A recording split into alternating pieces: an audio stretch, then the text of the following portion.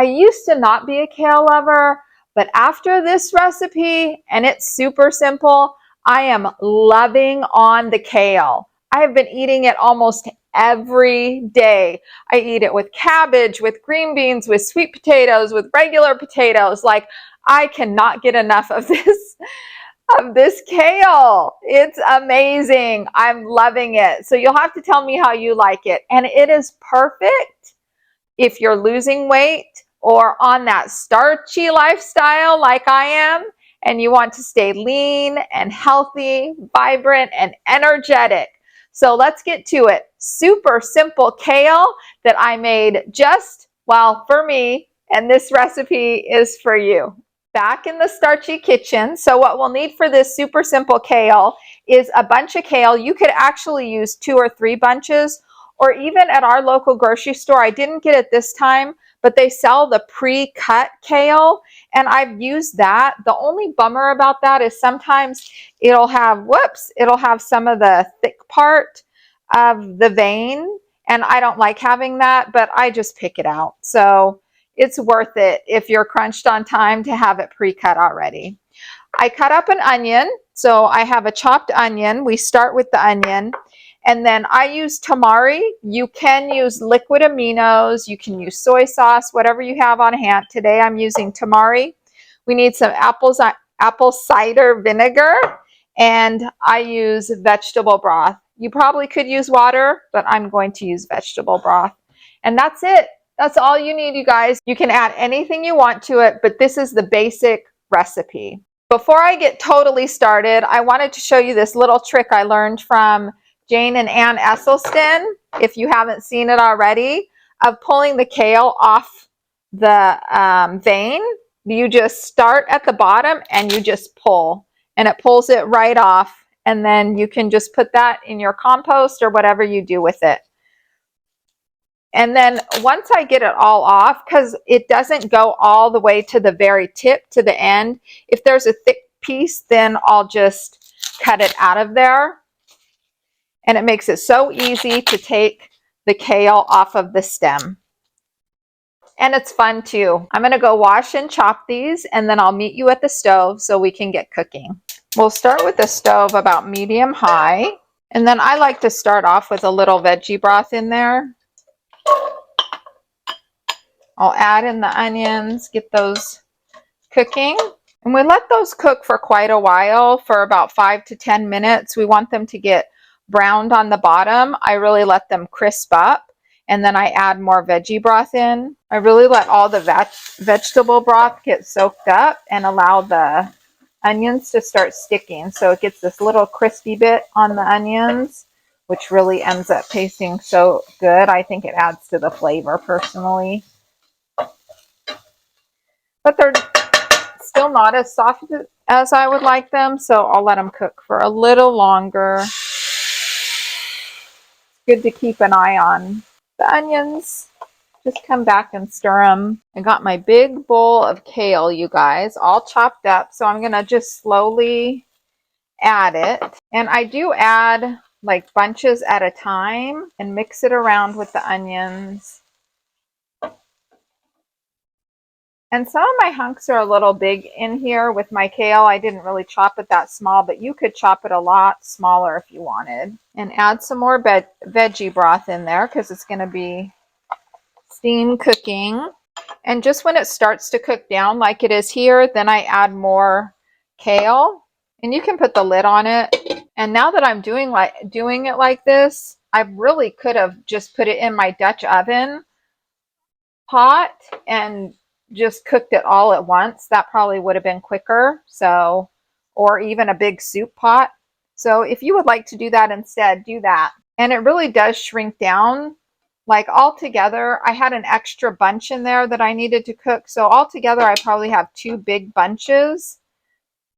It's amazing how this really shrinks down. And you'll just continue like this till you get all the kale in. Unless you do that, use a Dutch oven or a big pot. And just continue to add broth as needed. I do like my veggies moist. I don't like them to be too dried out. So I keep adding veggie broth just to keep that steam going. Once the kale's all shrunk down, this is the fun part. We add a little bit more veggie broth, a half a teaspoon of the tamari, or whatever you have, the liquid aminos, soy sauce, and a little of this goes a long way, and also a half teaspoon of the apple cider vinegar. And sometimes that varies. I usually taste it about halfway through. We're going to let this cook for at least 10 minutes because you want that bitter taste to get out of the kale. Usually takes 10 minutes, and there's a marked difference in the softness in the kale. And once it gets to that point, you guys, oh my gosh, it's so tender and good. I'd even say sometimes 10 to 20 minutes, depending on the bunch of kale. So I'm going to put the lid on this, turn it down a bit, and just let it cook by itself for about 10 minutes, and then I'll come back and check it. I checked it and tasted it, you guys, and I didn't add enough since I used the two bunches of kale. I didn't add enough of the tamari. So I'm going to add another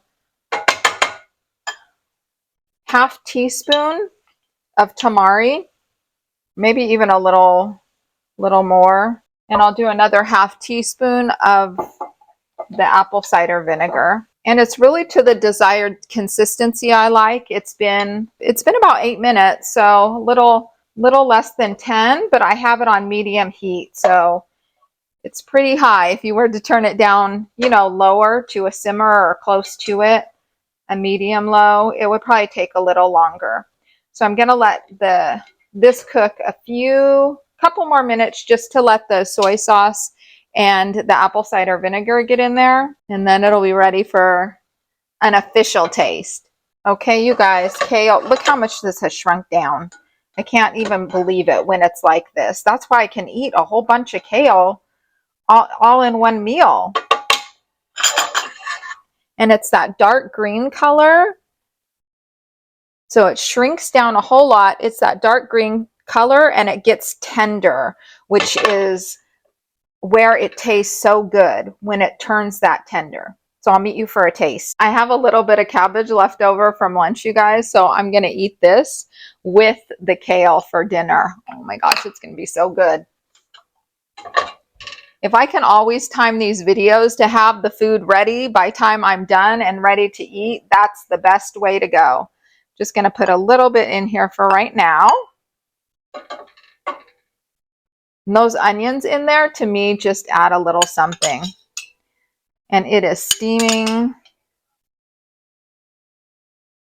Yum, just the way I like it. It smells so good.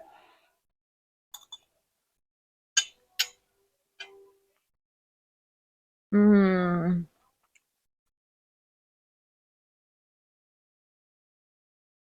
It's so moist. When I chew into it or bite into it, I get this burst of the tamari along with the veggie broth. But the thing is, the kale tastes good.